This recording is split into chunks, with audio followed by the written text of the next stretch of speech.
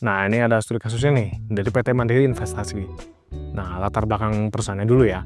PT Mandiri Investasi atau anak perusahaan dari Bank Mandiri didirikan pada tahun 2004. Perusahaan ini berfokus pada pengelolaan investasi termasuk reksadana dan manajemen aset. Mandiri Investasi bertujuan untuk memberikan solusi investasi yang komprehensif kepada individu dan institusi di Indonesia. Nah, di persiapannya adalah Mandiri Investasi mempersiapkan produk investasi dengan melakukan riset pasar mendalam. Tim pengelolaan aset menyusun berbagai jenis reksadana berdasarkan profil risiko investor.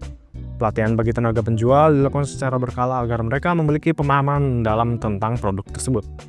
Prospeksinya, perusahaan menggunakan strategi pemasaran digital untuk menarik perhatian calon investor dengan memanfaatkan media sosial dan iklan online. Mandiri Investasi menargetkan generasi muda dan profesional yang mencari instrumen investasi. Berbagai seminar dan webinar juga diadakan untuk menjangkau audiens yang lebih luas lagi. Nah, pendekatannya nih, tim pemasaran melakukan pendekatan langsung dengan calon investor melalui presentasi di seminar dan acara industri.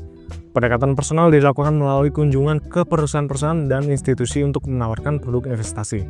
Nah, presentasinya nih, tim penjual menyusun presentasi yang jelas dan menarik. Mereka menyampaikan informasi tentang keuntungan investasi melalui reksadana, termasuk potensi imbal hasil dari diversifikasi risiko. Penggunaan grafik dan data historis membantu menjelaskan kinerja produknya.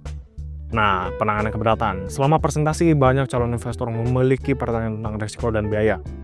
Tim penjual mendengarkan dengan seksama dan memberikan jawaban yang komprehensif. Mereka menggunakan data historis untuk menunjukkan kinerja produk dalam berbagai kondisi pasar. Nah, closing. Setelah menjawab semua pertanyaan, tim penjual mengajak calon investor untuk memulai investasi. Mereka menyediakan formulir pendaftaran dan membantu investor dalam proses administrasi. Komitmen yang kuat dari tim penjual dalam memberikan layanan pelanggan meningkatkan kepercayaan calon investor. Nah, tindak lanjutnya, setelah transaksi, Mandiri Investasi melakukan tindak lanjut untuk memastikan kepuasan investor.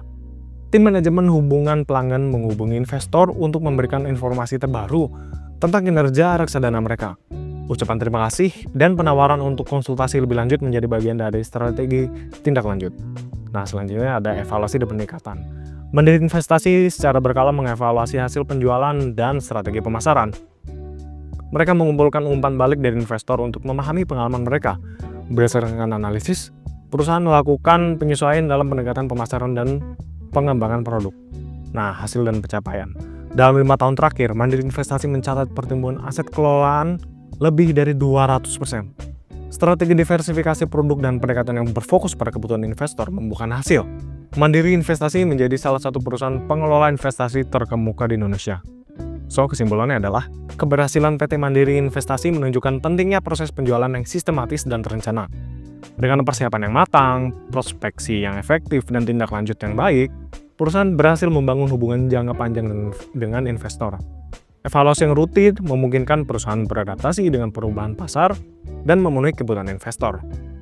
Mandiri Investasi menjadi contoh sukses dalam industri investasi di Indonesia.